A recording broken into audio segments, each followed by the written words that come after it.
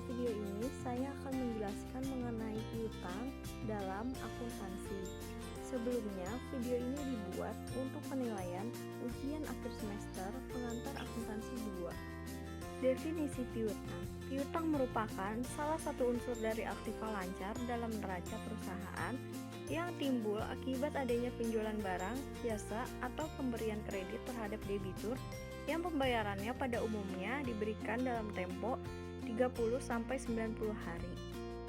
Dalam arti luas, piutang merupakan tuntutan terhadap pihak lain yang berupa uang, barang, atau jasa yang dijual secara kredit. Namun, piutang dalam akuntansi lebih sempit, yaitu untuk menunjukkan tuntutan pada pihak luar perusahaan yang diharapkan akan diselesaikan dengan penerimaan sejumlah uang tunai. Pada umumnya, piutang timbul akibat dari transaksi penjualan barang dan jasa perusahaan, di mana pembayaran oleh pihak yang bersangkutan baru akan dilakukan setelah tanggal transaksi jual beli. Selanjutnya ada ciri piutang. Ciri-ciri piutang dapat dianalisis melalui lamanya tanggungan utang yang harus dibayar sebelum waktu yang disepakati. Yang pertama, adanya nilai jatuh tempo. Kedua, adanya tanggal jatuh tempo. Dan yang ketiga, adanya bunga yang berlaku. Yang pertama, adanya nilai jatuh tempo. Nilai jatuh tempo yaitu istilah yang menjelaskan penjumlahan dari nilai transaksi utama lalu ditambah dengan nilai bunga yang dibebankan untuk dibayar pada tanggal jatuh tempo. Seorang pembeli yang melakukan transaksi dengan cara kredit bukan hanya membayar sejumlah nilai barang yang telah dibeli, tetapi juga bunganya karena dia meminta waktu untuk membayar barang tersebut dengan tempo. Yang kedua, adanya tanggal jatuh tempo. Tanggal jatuh tempo dapat diketahui dari lamanya atau umur piutang.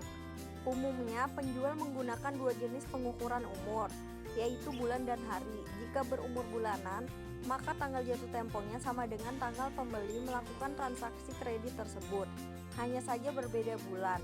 Apabila berumur harian, maka wajib dilakukan perhitungan untuk menentukan kapan tanggal jatuh temponya secara pasti. Yang ketiga, adanya bunga yang berlaku.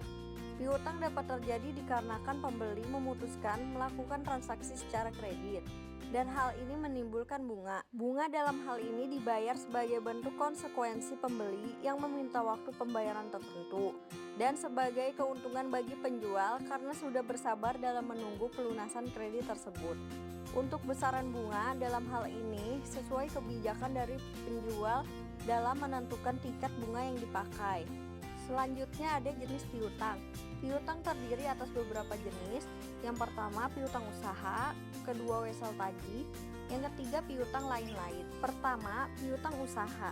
Piutang usaha adalah suatu jumlah pembelian kredit dari pelanggan. Piutang timbul sebagai akibat dari penjualan barang atau jasa. Piutang ini biasanya diperkirakan akan tertagih dalam waktu 30-60 hari. Secara umum, jenis piutang ini merupakan piutang terbesar yang dimiliki perusahaan.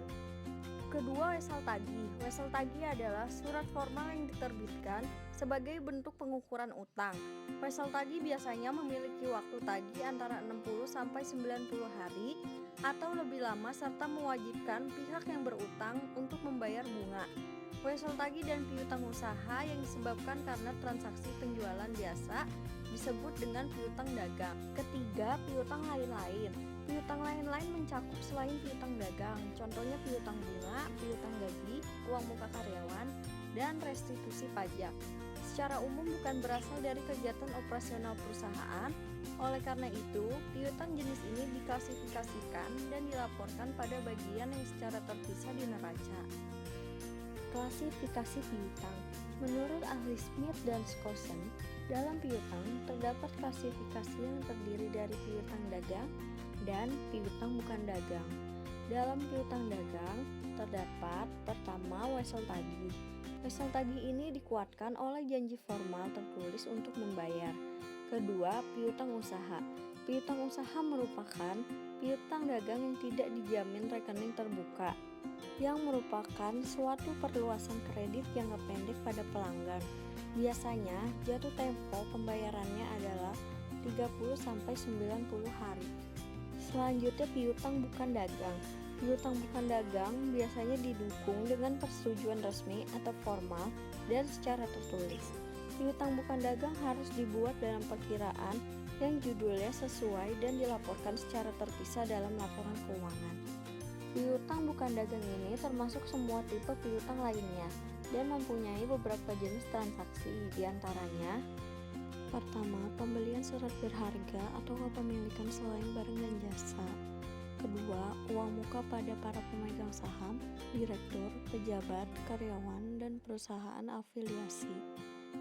Ketiga, setoran kepada kreditur, perusahaan kebutuhan umum, dan instansi lain sebagainya.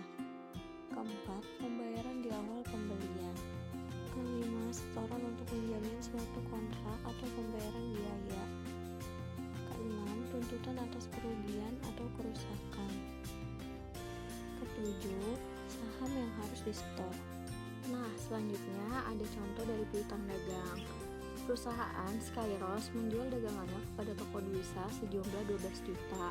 Toko Dwisa pada saat itu hanya membayar sebesar 2 juta dan akan membayar sisanya pada tengah bulan. Nah, dengan demikian, perusahaan Skyros mempunyai piutang dari toko Dwisa sejumlah 12 juta dikurangi 2 juta, yakni 10 juta. Nah, berikutnya contoh piutang bukan dagang. Pada tanggal 1 November, PT Dwisa membayar sewa kantornya untuk jangka waktu setahun sebesar 24 juta. Maka, pada pencatatan laporan keuangan di akhir November, PT Dwisa mempunyai piutang sewa kantor sebesar 24 juta dikurangi 2 juta sebagai beban sewa, yaitu 22 juta. Nah, selanjutnya ada pengelolaan piutang. Piutang adalah aset yang sangat material. Untuk itu dibutuhkan manajemen pengelolaan piutang yang efektif dan efisien agar dana yang diinvestasikan dalam piutang sesuai dengan tingkat kemampuan perusahaan sehingga tidak mengganggu aliran kas. Berikut ini adalah pengelolaan piutang yang bisa dilakukan pengambilan keputusan-keputusan. Pertama, ada standar kredit. Standar kredit merupakan kualitas minimal kelayakan kredit seorang pemohon kredit yang bisa diterima oleh perusahaan kredit. Adanya standar kredit ini, perusahaan bisa meningkatkan penjualannya melalui penjual secara kredit, namun tidak menimbulkan risiko piutang tak tertagih yang berlebihan. Suatu perusahaan wajib menentukan standar kredit yang tepat, yang lebih besar manfaat yang akan diperoleh bagi perusahaan daripada biaya yang dikeluarkan perusahaan dengan adanya standar tersebut. Selanjutnya, yang kedua, ada syarat kredit. Dengan adanya syarat kredit dapat menetapkan adanya periode yang mana kredit diberikan dan potongan tunai jika ada untuk pembayaran yang lebih awal. Beberapa faktor yang mempengaruhi syarat kredit itu: pertama, sifat ekonomi produk. Kedua, kondisi penjual.